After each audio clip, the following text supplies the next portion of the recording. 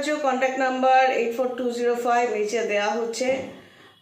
Free consultancy কিভাবে পাবে এবং পেইড কনসালটেন্সি কিভাবে পাওয়া যাবে সেটা নিয়ে অনেক ভিডিও করেছি। তো আর এখন এই ভিডিওটা যদি হঠাৎ করে তোমার হাতে পড়ে, এবার মনে হয় তোমার মনে হলো আমাকে ভালো লাগছে, তাহলে এটা আমার রিকোয়েস্ট যে ফার্স্টে কিন্তু আমার চ্যানেলে যেতে হবে, আমার কারেন্ট ভিডিও, পুরনো ভিডিও সব দেখতে হবে। পুরনো ভিডিওর যে ছবিগুলো আমি আগেও দেখিয়েছি, আগের ভিডিওতে দেখিয়েছি, যেটাতে শাড়ি পরা রয়েছে, হাতে শাঁখা সিঁদুর রয়েছে। তো আমি 17-18 বছর জ্যোতিষী তান্ত্রিক হিসেবে থাকার দরুন আমাকে যথেষ্ট একটা নিয়মকানুনের মধ্যে চলতে হয়, থাকতে হয়। তাতে যে পরিবর্তনটা আসে, তো আমার পুরনো ভিডিওর সাথে এখনকার ভিডিও মেলালেই বুঝতে পারবে যে প্রচুর পরিবর্তন একটা মানুষের মধ্যে চলে আসে, এবং তাতে কি হয়, তার নিজস্ব যে বাধাবিঘ্নগুলো অনেকটাই স্মুথলি সরে যেতে থাকে।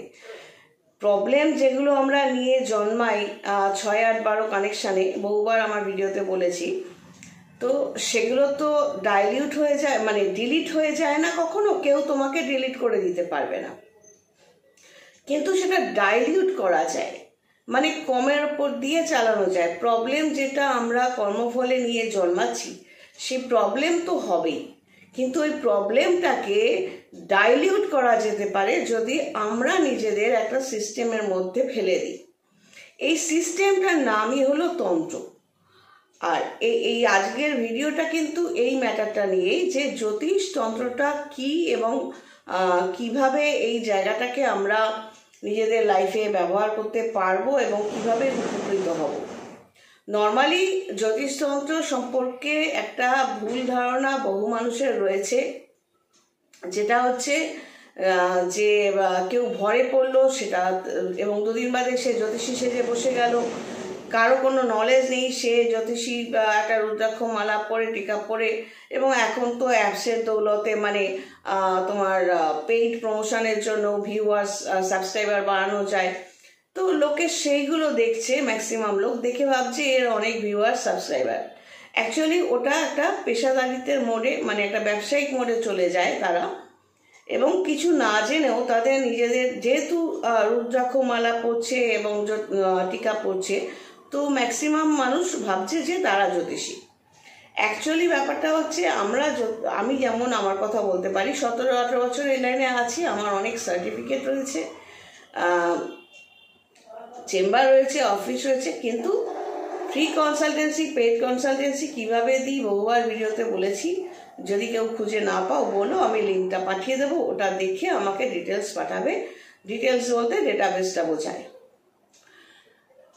তো ফিরে আসছি আমার কথায়, যে জ্যোতিষ সাবজেক্টটা মানে হলো, জ্যোতিষী শুধু কানেকশানগুলো বলবে, আর এই কানেকশানগুলো তুমি যদি জানতে চাও, ধরো তোমার কোনো প্রবলেম হচ্ছে, এবার তুমি জানতে চাইছো যে এটা কেন হচ্ছে এবং এটার থেকে বেরোনোর রেমেডিটা কোথায়। তো জ্যোতিষীর কাজ হচ্ছে শুধু বলে দেওয়া যে তোমার এই কানেকশান রয়েছে, এই ভালো কানেকশান রয়েছে, এই খারাপ কানেকশান রয়েছে।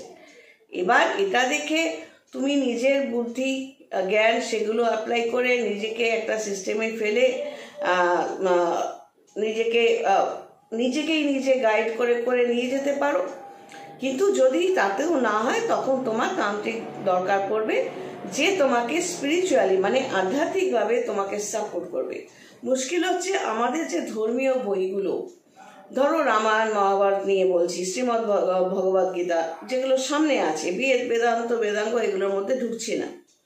এইগুলো যে বিশ্লেষণ করে বোঝাবে এবং আধ্যাত্মিকতাবাদ বলতে কি বোঝানো হয়, এগুলো নিয়ে তো কোনো ক্লাস হয় না, তাই মানুষ দিগ্ভ্রান্ত হবে, এটাই স্বাভাবিক। আমার সময় যেমন জ্যোতিষ নিয়ে পড়া শুরু করেছি বলে ফার্স্টেই মানুষের একটা চলে এসেছিল, ও চিটিংবাজি ব্যবসা, কারণ ম্যাক্সিমাম মানুষ তো জানেই না। তো সেই জ্যোতিষতন্ত্রটাই ব্যাখ্যাটাতে আজকে যাচ্ছি। তন্ত্র যে একটা সিস্টেম অনুযায়ী চললে নিজের পরিবর্তন আসে, সেটা আমি তোমাদের বললাম। জ্যোতিষটা নিয়ে বলি, ধরো জ্যোতিষের ছকে যেরকম আমি বলি আগে, যে বলেছি তোমার date of birth, place of birth, time of birth দিয়ে এই ছকটা আমি বানালাম। এই ছকের মধ্যে আমি প্লেস করব জ্যোতিষী হিসেবে কি, যে তোমার লগ্ন, তোমার রাশি, এগুলো ক্যালকুলেশন করে বের করতে হবে আমাকে, এবং এখানে 9টা গ্রহের পজিশন কোথায় কে বসছে। এবার এখান থেকে বোঝা যাবে লগ্ন অনুযায়ী তুমি কিরকম দেখতে হবে, চন্দ্র অনুযায়ী তুমি চন্দ্রের পজিশনটা কোথায় আছে সেই অনুযায়ী তোমার মানসিকতা কিরকম হবে। এবার অন্যান্য গ্রহের পজিশন বলে দেবে তোমার আর্থিক পজিশন কিরকম হবে, এমন কোন ঘরে জন্মাবে সেখানকার আর্থিক পজিশন, তোমার সঞ্চিত অর্থ, তোমার ফাড়া আছে কিনা, তুমি ঠান্ডা মানুষ কিনা, না তুমি খুব খারাপ মানুষ, না ঠান্ডা ভালো, মানে ঠান্ডা ভালো এবং খারাপ দুটোই।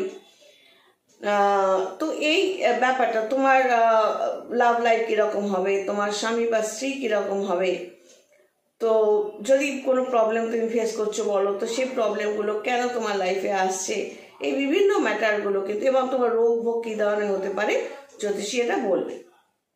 এবার ধরো এই যে বলবো আমি জ্যোতিষী হিসেবে কানেকশনটা, তো ধরে নিলাম লগ্ন মেষ। এবার মেষ সাপেক্ষে ধরো মেষে রাহু রয়েছে, আর ঠিক অপোজিট হাউসে এই গ্রহদের কিন্তু কতগুলো দৃষ্টি থাকে, মানে রাহু ধরো এখানে থেকে 5, 7, 9, 12তে দৃষ্টি দেয়। ধরো এখানে রাহু আছে, তো ক্লকওয়াইজ গিয়ে 5 নম্বর ঘর, 7 নম্বর ঘর, 9 নম্বর ঘর, 12 নম্বর ঘরে রাহু দৃষ্টি দেবে। সুতরাং কোন গ্রহের কোথায় দৃষ্টি পড়ছে এবং কোন গ্রহ কোথায় অবস্থান করছে, সেটা ভালো গ্রহ না খারাপ গ্রহ তার উপর নির্ভর করে যে তুমি কীরকম ফলটা ভোগ করবে। তো জ্যোতিষী হিসেবে আমি ধরো দেখলাম মেষ লগ্ন, লগ্নে রাহু রয়েছে, ঠিক অপোজিটে 7ম ঘরে তোমার মঙ্গল রয়েছে, চন্দ্রও রয়েছে। তো অপোজিটে চন্দ্র রয়েছে মানে এই তুলা হলো তোমার রাশি, এই ঘরটার নাম হলো তুলা। তো জ্যোতিষীরা অনেকে তুলা রাশিও বলে বা তুলা বলে। তো তুলা হলো যেহেতু চন্দ্র তোমার এখানে সেহেতু রাশি, চন্দ্র যে ঘরটায় থাকে তাকে রাশি বলে, সেটা তোমার রাশি। এবার মঙ্গলও রয়েছে, তাহলে রাহু মঙ্গল, রাহু ডিরেক্ট দৃষ্টি দিচ্ছে মঙ্গলকে, মঙ্গল ডিরেক্ট দৃষ্টি দিচ্ছে রাহুকে। তাহলে 7ম ভাব কোমরের নিচের অংশটুকু বোঝায়, 7ম ভাব তোমার বউ, প্রেমিকা, এগুলোও বোঝায়, মানে এক একটা ভাব, এক একটা ঘর তোমার লগ্ন সাপেক্ষে বিভিন্ন অনেক কিছু বোঝায়। তো রাহু যখন লগ্নে রয়েছে, মঙ্গলও দৃষ্টি দিচ্ছে, আবার রাহু মঙ্গলকে দৃষ্টি দিচ্ছে, আমি তখন কিভাবে লিখতাম এখন মুখে বলে দিই, বলি রেকর্ড করে নাও। আগে যখন লিখে দিতাম এভাবে লিখতাম, অপারেশন মুখ এবং কোমরের নিচের অংশে অবলিক দিয়ে দিয়ে লিখে দিতাম। তো মানেটা হলো যেহেতু রাহু মুখে মানে লগ্নে কালপুরুষের মুখ ভাবটা হলো মেষ। তো এর আগেও আমি ভিডিওতে বলেছি বিচার কিভাবে হয়। একটা হলো তোমার date of birth, place of birth, time of birth দিয়ে তোমার গ্রহ নক্ষত্রের পজিশন, আরেকটা হলো যে কালপুরুষের ছক বিচার। তো কালপুরুষের মুখটা হলো মেষ এবং তোমার লগ্ন মেষ, সেই হিসেবে তোমার মুখে একটা অপারেশন বা মাথায় একটা চোট লাগা অপারেশনের চান্সেস থাকলো। এবং কোথায় থাকলো, যেহেতু রাহু মঙ্গল অপোজিটে দুজনকে দেখছে, আমি তখন লিখবো যে কোমরের নিচের অংশে প্রবলেম, অবলিক দিয়ে দিয়ে আমি লিখে দেবো, ডিটেলসটা মুখে বলে দেবো। এবার চন্দ্রকে রাহু দেখছে, যেহেতু বললাম চন্দ্র এখানে, আমি জ্যোতিষী সে কি বলবো যে তোমার মাথা গরম হওয়ার টেন্ডেন্সি থাকবে। এবার সিস্টেম কোনটা, এবার তুমি কিছুতেই মাথা গরমটাকে কন্ট্রোল করতে পারছো না, এবং তোমার বাড়ির লোক তখন বলবে কথায় কথায় ওর তো মাথা গরম, জ্যোতিষী বলে দিয়েছে। মানে তুমি জ্যোতিষীর কাছ থেকে শিখলে, জানলে যে তোমার মাথা গরম, এবার স্বাভাবিকভাবেই তোমার মাথা ছোটোখাটো ব্যাপারে গরম হয়ে যাবে।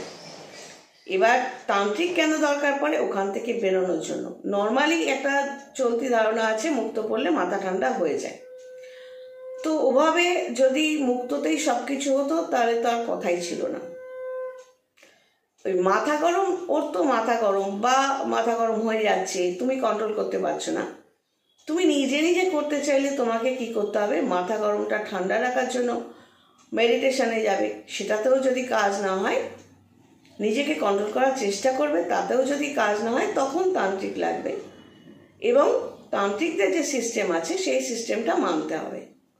তো জ্যোতিষী হিসেবে কি হলো, কি বললাম, যে আমি কানেকশনগুলো বলে দিলাম, এর বেশি কিন্তু জ্যোতিষীর ক্ষমতা নেই। এবার জ্যোতিষী হিসেবে যদি গ্রহরত্ন নিয়ে পড়ে থাকি, আমি বলতে পারবো যে ঠিক আছে মুক্তটা পড়ে দেখতে পারো, কিন্তু আমি তোমাকে রত্ন বিক্রি করতে যাব না। যদি দেখি যে তুমি পারছো না, বা কোনো এমন কোনো রত্ন বা উপরত্ন যেটা সাবস্টিটিউট বলে, সেগুলোও ফেলা নয়। কারণ হচ্ছে অরিজিনাল রত্নে যে রেশিওতে থাকে, উপরত্ন যেগুলো মানে সাবস্টিটিউট রত্ন যেগুলো, সেগুলোতে রেশিওর মানে পরিমাণটা পাওয়ারটা কম থাকে। তো কোনটা প্রয়োজন তুমি যদি আমায় দায়িত্ব দাও, আমি আনিয়ে দিতে পারবো, এবং সেটাকে আমাদের যে প্রসিডিওর অনুযায়ী সেই অনুযায়ী কাজ করে তোমাকে বলবো এইভাবে ধারণ করো। কিন্তু রত্ন বিক্রি করাটা আমার পেশা হবে না, কারণ আমি জ্যোতিষী। এবার তান্ত্রিক হিসেবে আমি কি বলবো, কিছু নিয়ম তোমাকে বেঁধে দেবো যে এই নিয়মগুলো মানতে হবে। আমি যদি দেখি যে তোমার ছক অনুযায়ী সোনা মানে হলুদ সোনা পরাটা তোমার জন্য নেগেটিভ, আমি বলবো তুমি সাদা সোনা পরতে পারো, রূপো পরতে পারো, তোমাকে কিন্তু সেটাই মানতে হবে। তুমি নিজের বুদ্ধিতে রূপোটাকে সোনাতে ট্রান্সফার করে পরে নিলে তুমি বিপদেই পড়বে, তোমার প্রবলেমই হবে। তুমি তখন জ্যোতিষীকে দোষারোপ করবে, তান্ত্রিককে দোষারোপ করবে।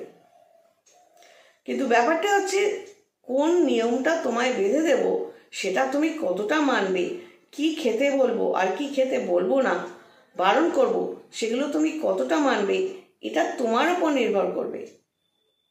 অর্থাৎ জ্যোতিষী তান্ত্রিক হচ্ছে একটা সাপোর্টের মতো, যারা তোমাকে গাইড করে তোমার লক্ষ্যে পৌঁছে দিতে সাহায্য করবে। আর যদি মনে করো যে ও বলতে হবে না জ্যোতিষীকে বা তান্ত্রিককে, ও আমি আমার মতো এটুকু করলাম তো কি হয়েছে, ফলটা তোমাকেই ভুগতে হবে। দোষারোপ করলে যদি তোমার উপকার হতো তাও মেনে নিতাম, যাক আমাকে দোষারোপ করে তোমার উপকার হয়েছে। কিন্তু সেটা যদি না হয়, যে তোমার কাজটাও পেলে না, দোষারোপও করছো, সেখানে তো খারাপ লাগবেই। তো এটা আমার রিকোয়েস্ট, যখন জ্যোতিষীর কাছে যাবে জ্যোতিষী শুধুই বলবে, তাকে পাথর কবচ মাদুলি দেওয়ার জন্য রিকোয়েস্ট করো না, কারণ সেটা তার ডিউটি নয়। আর তান্ত্রিককে যখন জিজ্ঞেস করবে, ভালো তান্ত্রিক যদি খুঁজে পাও, সেক্ষেত্রে তাকে বলবে গাইডলাইন দিতে, এবং সেটা মানবে। তাতে আমি যে 17-18 বছর এই পেশায় আছি, আমার যে কাস্টমার, আমি খুব লিমিটেড কাস্টমার অ্যাকসেপ্ট করি, তারা ভালো আছে। যারা ভুলভাল করে এবং মনে হয় যে না আমি ঠিক করতে পারছি না, নিজেদের ভুলটা তো তারা দেখবে না, এবং এবং মেইন ব্যাপারটা হচ্ছে, আরেকটা ব্যাপার বলে দিই, জ্যোতিষী তো বলে খালাস, তন্ত্র মতে যদি তুমি চলতে যাও, প্রথম যেটা বললাম তান্ত্রিকের ওপর দিয়ে যাবে না, নিজের বুদ্ধি লাগাবে না। 2 নম্বর ব্যাপারটা হচ্ছে যে অস্থির হলে চলবে না।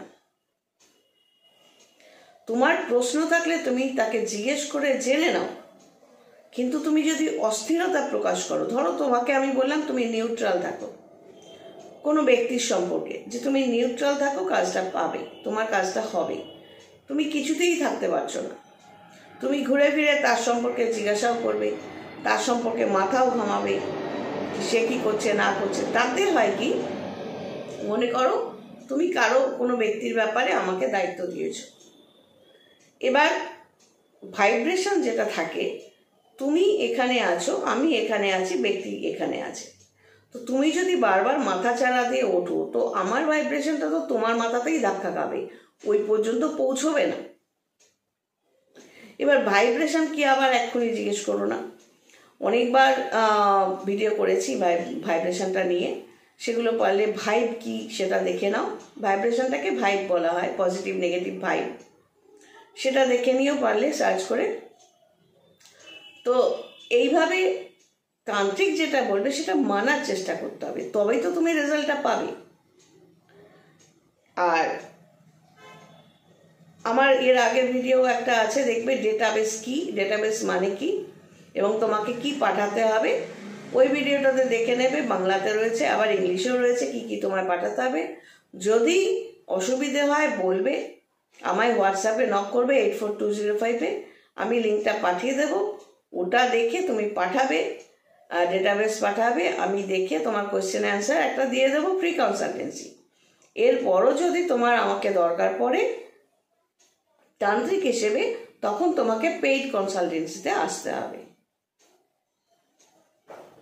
তো আশা করি জ্যোতিষতন্ত্র নিয়ে অনেকটা বোঝাতে পারলাম। এখানে কিন্তু কোনো ম্যাজিকের ব্যাপার নেই, কোনো মিরাকেল নেই, কিচ্ছু নেই। পুরোটাই একটা ইউনিভার্সাল সিস্টেম। কিভাবে তোমাকে নিয়মটা বেঁধে দেব, যেমন আগেও বলেছি এখনও বলছি, প্ল্যানচেট একটা সিস্টেম। একটা প্ল্যানচেট করতে গেলে কিন্তু হোমযজ্ঞ দরকার পড়ে না, কিন্তু আমাদের তান্ত্রিকদের ক্ষেত্রে আমরা যেহেতু মানি, সেই জন্য আমরা হোমযজ্ঞটাকে ইনক্লুড করি। আমি বড় করে হোম করলাম, যজ্ঞ করলাম মানে এটা আমি বড় তান্ত্রিক, সেটা নাও হতে পারে। হোমযজ্ঞ একটা ডিপার্টমেন্ট আলাদা, মানে পৌরোহিত্যটা আলাদা, তন্ত্রের ম্যাটারটা আলাদা। পার্থক্যগুলো বুঝতে হবে। জ্যোতিষী তান্ত্রিককে ধুম করে টাকা না পাঠিয়ে চারটে কথা বলো, শোনো, বোঝো জ্যোতিষী কি চাইছে তোমার কাছ থেকে, কিভাবে কথা বলছে, এগুলো বুঝে প্রসিড করো, ঠকবার চান্সটা কম থাকবে। সবাই ভালো থেকো। God bless and take care.